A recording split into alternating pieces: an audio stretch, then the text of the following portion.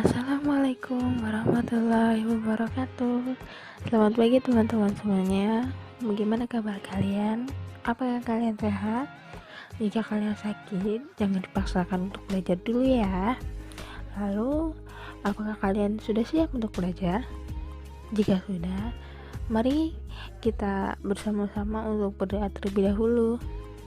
Baik teman-teman, pada pertemuan kali ini kita akan mempelajari tentang pengertian ruang dan interaksi antar ruang.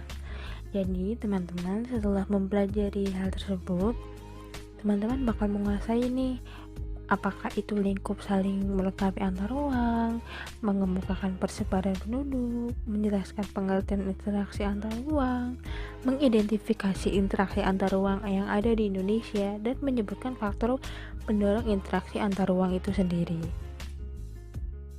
Sebelum kita masuk ke materi nih, kira-kira kenapa ya interaksi itu penting untuk dilakukan? Nah, jadi apa pentingnya melakukan interaksi sosial? Sejatinya, manusia adalah makhluk sosial yang memerlukan bantuan orang lain dan tidak bisa hidup sendiri. Jadi manusia ini makhluk sosial ya. Lalu dengan melakukan interaksi sosial, kita bisa saling membantu kepada orang lain supaya bisa tetap bertahan hidup. Contohnya nih, ketika lapar, tentunya kita memerlukan makanan yang bisa dibeli di pedagang. Pedagang pun mendapatkan keuntungan dari uang yang kita bayar. Jadi interaksi itu adanya hubungan timbal balik. Seperti yang dicontohkan tadi, adanya timbal balik antara kita yang lapar dengan pedagang yang menjual makanan. Tetapi ingat ya, interaksi sosial ini tidak hanya terjadi antara individu dengan individu saja, namun bisa juga antara individu dengan kelompok ataupun kelompok dengan kelompok. Baik, selanjutnya kita akan masuk ke materi ya. Yang pertama, pengertian ruang dan interaksi antar ruang. Setiap makhluk hidup yang di bumi ini memerlukan ruang untuk melangsungkan kehidupannya. Tanpa adanya ruang, maka manusia dan semua makhluk hidup lainnya tidak akan memiliki tempat untuk hidup. Ruang adalah tempat di permukaan bumi, baik secara keseluruhan maupun hanya sebagian yang digunakan oleh makhluk hidup untuk tinggal. Ruang itu tidak hanya sebatas udara yang bersentuhan dengan permukaan bumi, tetapi juga lapisan atmosfer terbawah yang memengaruhi permukaan bumi. Ruang juga mencakup perarian yang ada di permukaan bumi, yaitu laut, sungai, danau, dan lainnya. Dan di bawah permukaan bumi termasuk air tanah sampai kedalaman tertentu. Ruang yang mencakup lapisan tanah dan batuan sampai pada lapisan tertentu yang menjadi sumber daya bagi kehidupan. Berbagai organisme atau makhluk hidup juga memerlukan bagian dari ruang. Dengan demikian, batas ruang yang dapat diartikan sebagai tempat dan unsur-unsur lainnya yang mempengaruhi kehidupan di permukaan bumi. Berbagai ruang di permukaan bumi memiliki karakteristik yang khas. Karakteristik yang khas tersebut dapat berupa tanah, batuan, tumbuhan, dan lain-lain yang berbeda dengan tempat yang lainnya. Mungkin saja ada satu atau dua beberapa komponen dari suatu ruang yang juga ditemukan di tempat lainnya, tetapi akan ada komponen lainnya yang berbeda. Misalnya, jenis batuan di suatu tempat ditemukan di tempat lainnya, tetapi jenis tumbuhannya berbeda.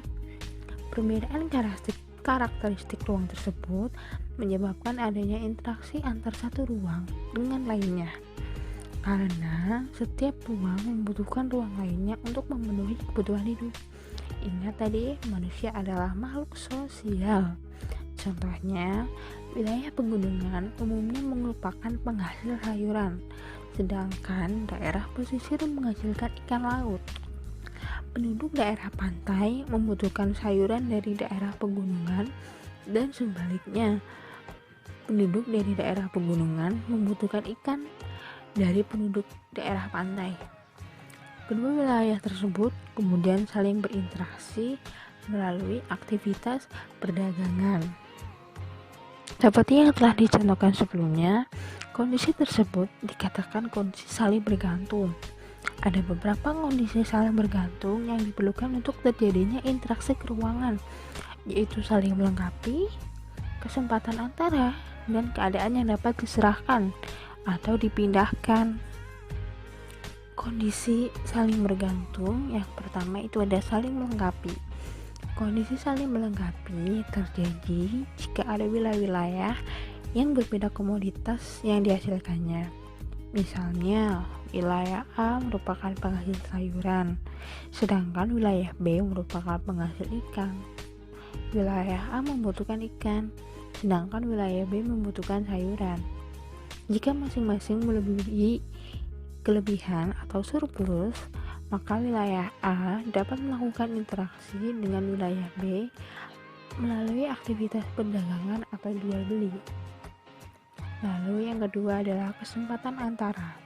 Kesempatan antara merupakan suatu lokasi yang menawarkan alternatif lebih baik sebagai tempat asal maupun tempat tujuan. Jika seseorang akan membeli suatu produk, maka ia akan memperhatikan faktor jarak dan biaya untuk memperoleh produk tersebut. Contohnya, wilayah A biasanya membeli ikan ke wilayah B, namun kemudian ada wilayah C yang juga penghasil ikan.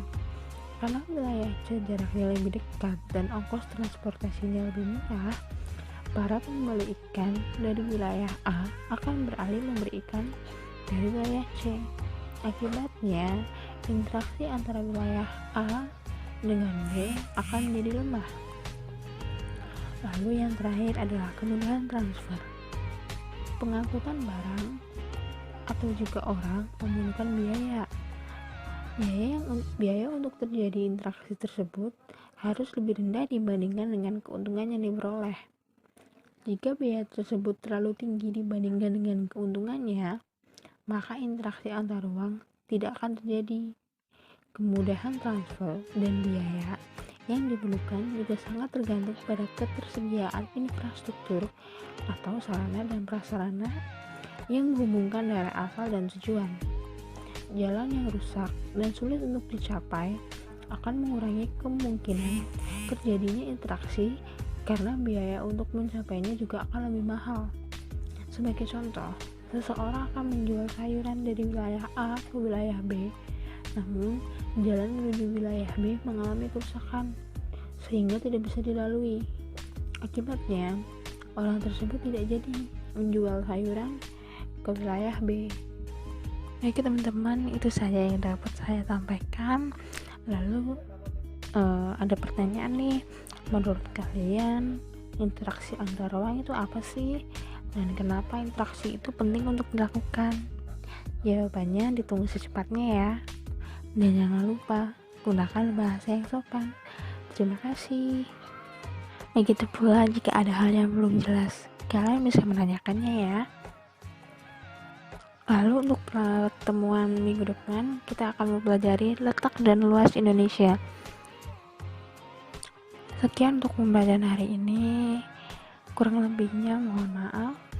Wassalamualaikum warahmatullahi wabarakatuh.